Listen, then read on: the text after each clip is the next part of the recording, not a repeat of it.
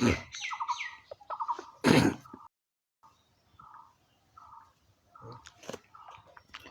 হরি ওম ওম তৎসৎ। ওম হরি ওম ওম তৎসৎ। ওম হরি ওম ওম তৎসৎ।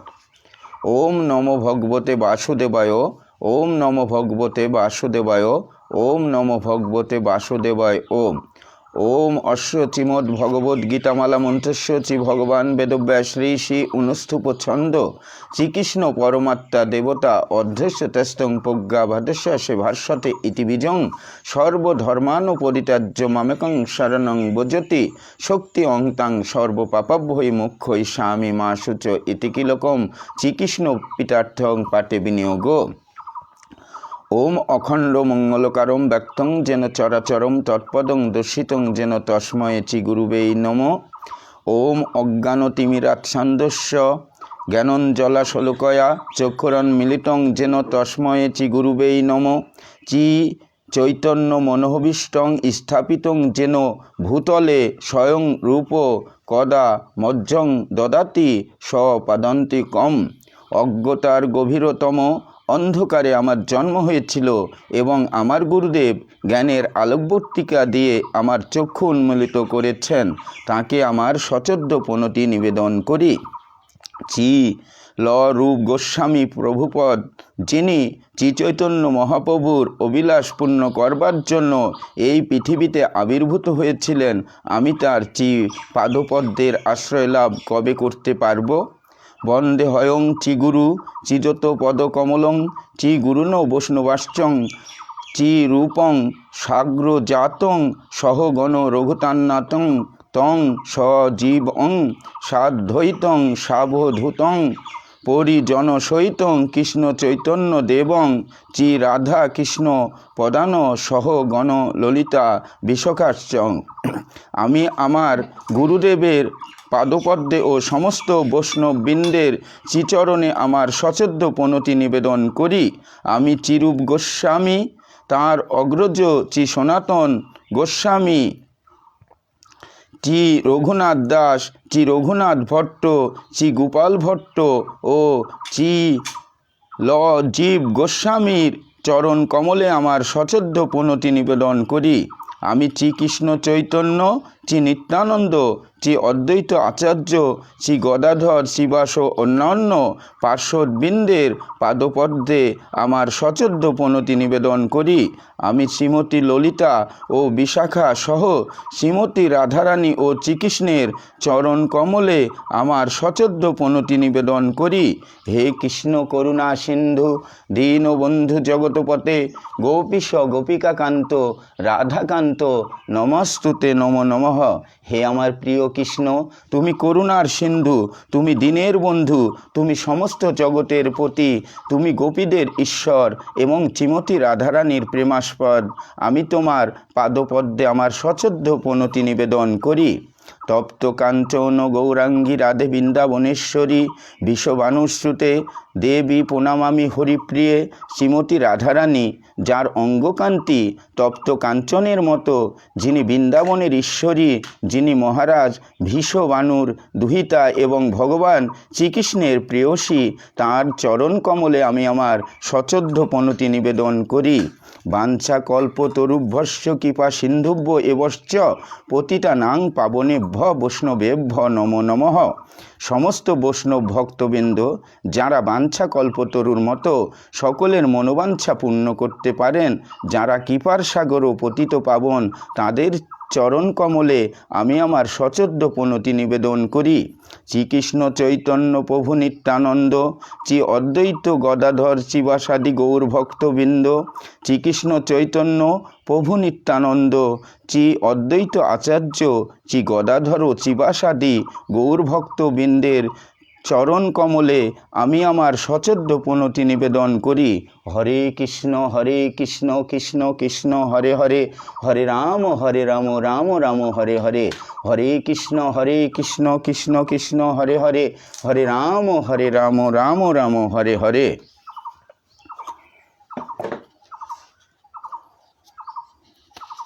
শ্রীমদ্ ভগবদ্গীতার পঞ্চম অধ্যায় কর্মসন্ন্যাস যোগ। অর্জুন কহিলেন, কর্মত্যাগ বলি করো কর্মে উপদেশ, শ্রেয়পথ মোরে কৃষ্ণ কহ সবিশেষ। শ্রীকৃষ্ণ কহিলেন কর্মত্যাগ কর্মযোগ দুই শুভ হয়, ত্যাগ হতে যোগ শ্রেয় জানিবে নিশ্চয়। ইচ্ছাদেশ নাই যার কর্মযোগী যেই, সহজে বন্ধনমুক্ত কর্মত্যাগী সেই। অর্জুন বলিলেন, হে কৃষ্ণ, তুমি কর্মত্যাগ করিতে বলিতেছ, আবার কর্ম করিতেও বলিতেছ, এই দুটির মধ্যে যেটি আমার পক্ষে মঙ্গলজনক হইবে তাহা বলো। শ্রীকৃষ্ণ বলিলেন, কর্মত্যাগ ও কর্মযোগ দুইটিই মুক্তিজনক, তবে কর্মত্যাগ অপেক্ষা কর্ম করাই ভালো, অর্থাৎ কর্মত্যাগ করা অপেক্ষা কর্ম করাই ভালো। যাহার ইচ্ছা দেশ নাই কিন্তু যিনি কর্ম করেন তিনিই কর্মত্যাগী, তিনি সহজেই বন্ধনমুক্ত হন। জ্ঞান ও কর্ম এক নয়, ইহা অজ্ঞান ব্যক্তিদের কথা। প্রকৃতপক্ষে একটি দ্বারা দুটির ফল লাভ করা যায়। কর্ম দ্বারা যা লাভ করা যায়, জ্ঞানেও তা লাভ করা যায়। তথ্যদর্শী ব্যক্তি জ্ঞান ও কর্মীকে এক বলিয়াই মনে করে। কর্ম না করিলে জ্ঞান লাভ করা যায় না, কর্মী কর্ম করিয়াই ঈশ্বরকে লাভ করিয়া থাকেন। জিতেন্দ্রিয় শুদ্ধচিত্ত আত্মজ্ঞানী ব্যক্তি কর্ম করেন কিন্তু কর্মে লিপ্ত হন না। আমি কর্ম করি এই কথা কর্মযোগে যুক্ত তথ্যদর্শী ব্যক্তি ভাবেন না। জ্ঞানী ব্যক্তি উন্মেষ নিমেষ প্রভৃতি সমস্ত কর্ম ইন্দ্রিয়ের কাজ বলিয়া মনে করেন, তাহার কর্তৃত্বাভিমান নাই। যিনি ফলাকাঙ্ক্ষা ঈশ্বরে অর্পণ করিয়া কর্ম করেন তিনি নির্লিপ্ত ও নিষ্পাপ হন। ফলত্যাগী কর্মযোগী মন আদি ইন্দ্রিয় দ্বারা আত্মশুদ্ধি লাভ করার জন্যই কর্ম করেন। ফলত্যাগী কর্মযোগী প্রকৃত শান্তি লাভ করেন, ফলাসক্ত কর্মী বদ্ধ হয়। ফলত্যাগী কর্মী নবদাযুক্ত দেহে বাস করেন, তিনি নিজেও কর্ম করেন না, অন্যকে দিয়াও কর্ম করান না। নবদাযুক্ত দেহপুরে দুই চক্ষু, দুই কান, দুই নাক, মুখ, পায়ু ও উপস্থ দেহের এই 9টি দ্বার। কর্মযোগী জিতেন্দ্রিয়, তাই তিনি ইন্দ্রিয়যুক্ত শরীর ধারণ করিয়াও নির্লিপ্ত অবস্থায় থাকেন। প্রকৃতি মানুষকে প্রবৃত্ত করে। ঈশ্বর বা আত্মা কর্ম কর্তৃত্ব বা কর্মফল কিছুই সৃষ্টি করেন না। ঈশ্বর কাহারও পাপ পুণ্য গ্রহণ করেন না। অজ্ঞানতা দ্বারা জ্ঞান আচ্ছন্ন থাকে, তাই জীব মোহগ্রস্ত হয়। আত্মজ্ঞানের দ্বারা যাহার অজ্ঞান দূর হয়, সেই ব্যক্তি পরম তথ্য জানতে পারে। যাহার মন প্রাণ আত্মজ্ঞানে নিষ্পাপ, সেই ব্যক্তি মুক্ত। আত্মজ্ঞানী ব্যক্তি ব্রাহ্মণে, চণ্ডালে, হাতিতে, কুকুরে সমান জ্ঞান লাভ করেন। সমজ্ঞানী ব্যক্তি সংসার জয় করিয়া থাকেন। ব্রহ্মকে জানিয়া তিনি ব্রহ্মভাব প্রাপ্ত হন। ব্রহ্মজ্ঞানী ব্যক্তি কখনো ইষ্টে তুষ্ট বা অনিষ্টে রুদ্ধ হন না। ব্রহ্মজ্ঞানীর মন ইন্দ্রিয় বিষয়ে অনাসক্ত। মৃত্যুর পর তিনি অনাসক্ত অনন্ত সুখ লাভ করেন। বিষয় ভোগে যে সুখ লাভ হয় তাহা অনিত্য ও দুঃখের কারণ। জ্ঞানী ব্যক্তি বিষয় সুখে তৃপ্ত থাকেন না। জিতেন্দ্রিয়, যিনি জিতেন্দ্রিয় তিনি মুক্তযোগী, তিনি সর্বদা সুখে থাকেন। আত্মজ্ঞানী ব্যক্তির অন্তরে সুখী হয়, তিনি ব্রহ্মে নির্বাণ লাভ করিয়া থাকেন। জিতেন্দ্রিয় কর্মযোগী নিষ্পাপ, দ্বিধাহীন ও সকলের হিতসাধনে রত থাকেন, তিনি সর্বদাই মুক্ত। জিতেন্দ্রিয় আত্মজ্ঞানী ব্যক্তি নির্বাণ লাভ করিয়া থাকেন। জিতেন্দ্রিয় আত্মজ্ঞানী বাহ্য চিন্তা দূর করিয়া ভ্রূমধ্যে দৃষ্টি স্থাপন করত প্রাণায়ামের দ্বারা মোক্ষ লাভের জন্য নিবিষ্ট হন। হে অর্জুন, আমি যোগেশ্বর, আমি যজ্ঞেশ্বর, আমি মহান ঈশ্বর, আমি জীবের বন্ধু, ইহা জানিয়া জীব শান্তি লাভ করে। শ্রীমদ্ ভগবদ্গীতার 5ম অধ্যায়ের সারসংক্ষেপ। পঞ্চম অধ্যায়ের আলস্য বিষয় হইতেছে কর্মত্যাগ ও কর্মযোগ, এই দুটির কোনটি শ্রেয়স্কর। ভগবান শ্রীকৃষ্ণের মতে কর্মত্যাগ করা অপেক্ষা কর্ম করাই ভালো, কারণ কর্মত্যাগ ব্রহ্মজ্ঞানীর জন্য আর কর্মযোগীর জন্য উভয়েরই ফল এক। কর্ম বন্ধনের কারণ নয়, আসক্তি বন্ধনের কারণ। তাই কর্মত্যাগ করা না করা নয়, ফলের আকাঙ্ক্ষা ত্যাগ করা, নিষ্কাম কর্ম করাই কর্ম ত্যাগ করা, ইহাই কর্মযোগ। ইতি কর্মসন্ন্যাসযোগ নামক পঞ্চম অধ্যায়। শ্রীমদ্ ভগবদ্ গীতার ষষ্ঠ অধ্যায় অভ্যাসযোগ। শ্রীকৃষ্ণ কহিলেন, কর্ম না করিলে কেহ ত্যাগী নাই হয়, ফল ত্যাগী যেই জন তারে ত্যাগী কয়। সন্ন্যাস ও কর্মযোগ দুই এক হয়, কামনা থাকিলে কেহ যোগী কভু নয়। যোগেচ্ছুক জন করে কর্মকে ধারণ, যোগারূঢ় জন করে কর্মের বর্জন। শ্রীকৃষ্ণ কহিলেন, কর্ম না করিলে কেহই ত্যাগী হইতে পারে না। যে ব্যক্তি ফল ত্যাগী তিনিই সত্যিকারের ত্যাগী। সন্ন্যাস ও কর্মযোগ দুই এক, কামনা থাকা পর্যন্ত কেহই কখনো যোগী হইতে পারে না। সন্ন্যাস ও কর্মযোগ দুইটি এক, কামনা থাকা পর্যন্ত কেহই কখনো কর্মত্যাগ বা যোগী হইতে পারে না। যে ব্যক্তি যোগ লাভ করিতে চান তিনি কর্মকে ধারণ করিয়াই থাকেন, আর যিনি যোগারূঢ় তিনি কর্ম ত্যাগ করেন। যিনি যোগারূঢ় তাহার ভোগে আসক্তি ও কর্মের বন্ধন কিছুই থাকে না, তিনি সর্বদা সর্ববিষয়ে অনাসক্ত থাকেন। যোগারূঢ় ব্যক্তি আত্মা দ্বারা আত্মার উদ্ধার করিবেন, তিনি কখনো আত্মাকে অবনতিপ্রাপ্ত হইতে দিবেন না। আত্মাই আত্মার বন্ধু, আত্মাই আত্মার শত্রু। যে যোগী পুরুষ আত্মজয়ী, আত্মা তাহার বন্ধু, আর যাহার আত্মজ্ঞান নাই, আত্মা তাহার শত্রু। যোগী পুরুষ সর্বদাই সংযমী ও উদার। শীত তাপ সুখ দুঃখ ও মান অপমানে তিনি বিচলিত হন না। যোগী ব্যক্তির মন জ্ঞান বিজ্ঞানে পরিতৃপ্ত থাকে, তাই তিনি স্বর্ণ ও লোষ্ঠকে সমজ্ঞান করেন। পাপ পুণ্য শত্রু মিত্রে এবং সর্বজীবে যাহার সমবুদ্ধি এবং যিনি দেশহীন তিনি শ্রেষ্ঠ ব্যক্তি। যোগী ব্যক্তি নিষ্ক্রিয়, জিতেন্দ্রিয় ও পরিগ্রহ বিমুখ, তিনি সর্বদা নির্জনে বাস করেন। যোগী ব্যক্তি স্থির মনে সমতল স্থানে কুশাসনে উপবেশন করেন। যোগী ব্যক্তি কুশাসনে বসিয়া সংযত চিত্তে যোগাভ্যাস করেন, তাহাতেই তাহার আত্মশুদ্ধি হইয়া থাকে। যোগাভ্যাসকালে তাহার দেহ অচঞ্চল, ঘাড় ও মাথায় স্থির থাকিবে, তাহার দৃষ্টি নাসিকার অগ্রে স্থির থাকিবে। যোগী ব্যক্তি সর্বদা স্থির চিত্ত শান্ত ব্রহ্মচারী হইবেন, তিনি নির্ভয়ে আমাতে আত্মনির্ভর করিয়া থাকিবেন। এইভাবে যোগ সাধন করিয়া তিনি চিত্ত জয় করেন এবং আমার মধ্যেই তিনি নির্বাণ ও শান্তি লাভ করেন।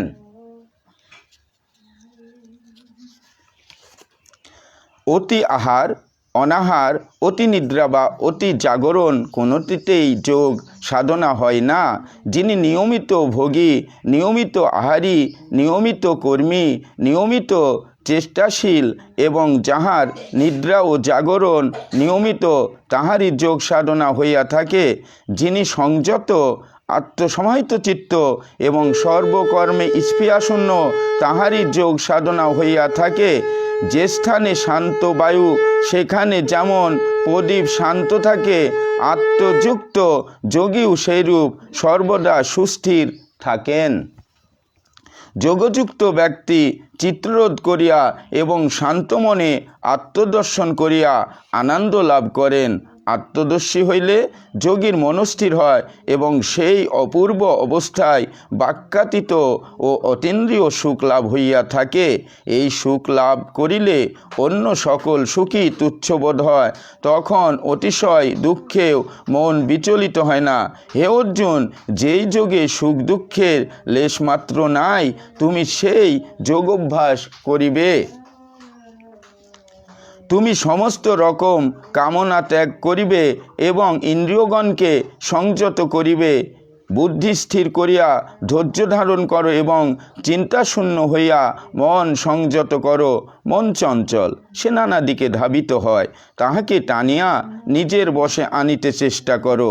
সেই যোগী রজগুণহীন এবং যাহার অন্তর প্রশান্ত, তিনি সমাধিজনিত সুখ লাভ করিয়া থাকেন। নিষ্পাপ যোগী এইভাবে ব্রহ্মানন্দ প্রাপ্ত হইয়া অনায়াসে সুখ লাভ করেন। যোগযুক্ত ব্যক্তি সর্বত্র সমদর্শী হন। তিনি সর্বভূতে আত্মাতে এবং আত্মাকে সর্বভূত দেখিতে পান। যে যোগী সকলের মধ্যে আমাকে এবং আমার মধ্যে সকলকে দেখেন, আমি কখনো তাহাকে হারাই না এবং তিনিও কখনো আমাকে হারান না। আমি সর্বভূতে বিরাজ করি, ইহা জানিয়া যে ব্যক্তি আমার ভজনা করে, সেই ব্যক্তি যেভাবেই থাকুক না কেন আমার মধ্যেই বাস করে বা বিরাজ করে। হে অর্জুন, যিনি সুখে দুঃখে সর্বজীবে সমদর্শী, তিনিই যোগী শ্রেষ্ঠ। অর্জুন বলিলেন, যে যোগের কথা তুমি আমাকে এখন বলিলে, আমার চঞ্চল মনে তাহা স্থায়ী হইতেছে না। হে কৃষ্ণ, বড়ই চঞ্চল আমার এই মন, বাতাসের মতোই এই মনকে দমানো শক্ত। শ্রীকৃষ্ণ বলিলেন, হে অর্জুন, এই চঞ্চল দুর্জয় মনকে অভ্যাস ও বৈরাগ্যের দ্বারা বশে আনিতে হয়। অসংযত ব্যক্তির পক্ষে মনকে বশে আনা কঠিন, কিন্তু সংযমী ব্যক্তির পক্ষে মনকে জয় করা কঠিন নয়। অর্জুন বলিলেন, যোগারূঢ়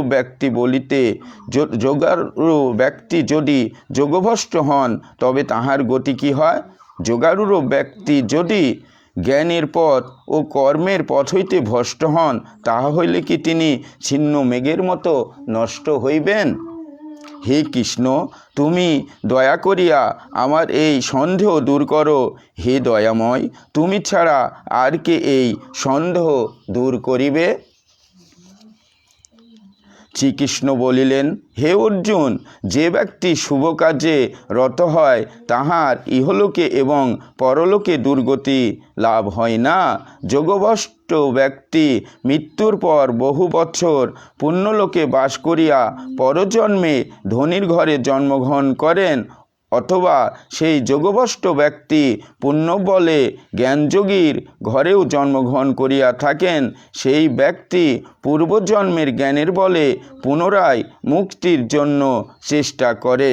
সেই ব্যক্তি অনায়াসে অভ্যাসের দ্বারা আবার যোগনিষ্ঠ হয় এবং বিষয় হইতে দূরে থাকে। এভাবে বহু জন্ম সাধনা করিয়া তিনি পাপমুক্ত হইয়া সাধনায় সিদ্ধিলাভ করত মোক্ষপ্রাপ্ত হন। হে অর্জুন, যোগী ব্যক্তি মুনি, জ্ঞানী ও কর্মী অপেক্ষা বড়, অতএব তুমি যোগ অবলম্বন করো।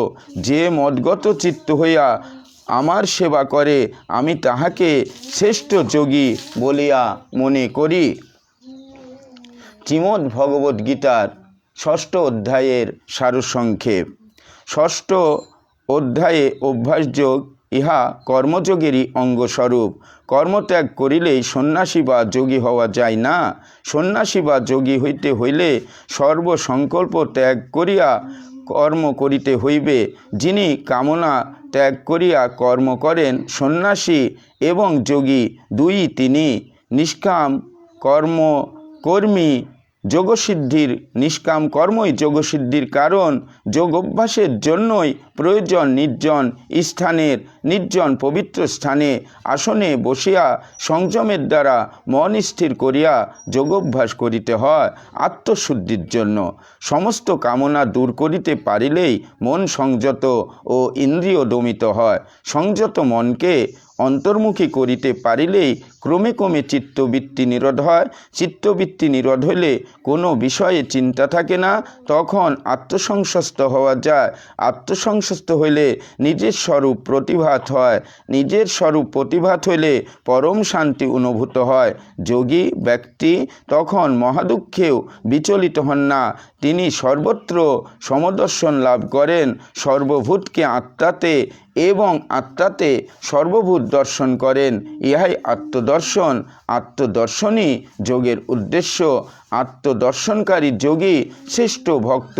তিনি সারা বিশ্বে ভগবানকে নারায়ণ রূপেই দেখিয়া থাকেন, তাই তিনি নারায়ণ জ্ঞানেই সকলকে দেখিয়া থাকেন ও সকলের সেবা করিয়া থাকেন।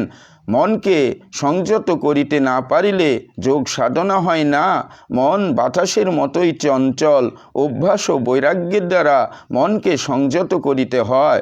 যোগভ্রষ্ট ব্যক্তি কখনো দুর্গতি প্রাপ্ত হন না। পরজন্মে তিনি ধনীর ঘরে বা জ্ঞানীর ঘরে জন্মগ্রহণ করেন। পূর্বজন্মের জ্ঞানের বলে যোগে আকৃষ্ট হন। বহু জন্মের চেষ্টায় যোগ সাধনায় সিদ্ধিলাভ করিয়া তিনি পরম গতি প্রাপ্ত হন। এই হিসাবে মুনি, কর্মী, সন্ন্যাসী সকলের অপেক্ষা যোগী শ্রেষ্ঠ। তিনি নিষ্কাম কর্মী, আত্মজ্ঞানী এবং পরম ভক্তও বটেন। ইতি অভ্যাসযোগ নামক ষষ্ঠ অধ্যায়। চিচিগীতার মাহাত্ম্য। ওম নমো ভগবতে বাসুদেবায়। ঋষি উবাচ গীতাশ্চৈবমাত্মনং যথাবশ্যুতমেবদ পুরো নারায়ণ ক্ষেত্রে ব্যাসন মুনিনদীতম সুতবাচ ভদ্রং ভগবতাপিষ্টং যদ্দিগুপ্ততমং পরমং সক্ষতে কেন তদ্ভূতং। গীতার মাহাত্ম্য কৃষ্ণ জানাতি বৈ সম্মুখ কিঞ্চিত কুন্তিষ্যত ফলম। ব্যাস বা ব্যাসপুত্র যাজ্ঞবল্ক্য মৈথিল। ঋষি বলিলেন, হে সুত, পুরাকালে নারায়ণ ক্ষেত্রে ব্যাসদেব কর্তৃক গীতা মাহাত্ম্য যেরূপ কৃতিত্ব হইয়াছিল, আপনি তাহার যথাযথ বর্ণন করুন। তদুত্তরে সুতমুনি বললেন, ভগবান, আপনি উত্তম জিজ্ঞাসাই করিয়াছেন। ইহা পরম গুহ্যতম। সেই উত্তম গীতার মাহাত্ম্যকে বর্ণন করিতে সমর্থ শ্রীকৃষ্ণ ইহা সম্মুখরূপে জানেন। কুন্তিষ্যুত অর্জুন, ব্যাসদেব, ব্যাসপুত্র সুখদেব, যাজ্ঞবল্ক্য ও মিথিলাদীপ জনক কথঞ্চিত অবগত আছেন। এছাড়া অন্যান্য সকলে অপরের নিকট শ্রবণ করিয়া তাহার লেশমাত্র কীর্তন করেন। যাহা হোক, আমিও ব্যাসদেবের মুখ হইতে যেরূপ শ্রবণ করিয়াছি তাহাই স্থলে কিঞ্চিৎ বলিতেছি, শুনুন।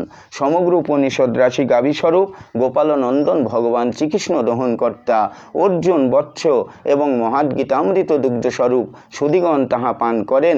যিনি লোকস্থার উপকারার্থে প্রথমে অর্জুনের সারত্ব স্বীকার করিয়া এই গীতামৃত প্রদান করিয়াছেন, সেই পরমাত্মা শ্রীকৃষ্ণকে নমস্কার।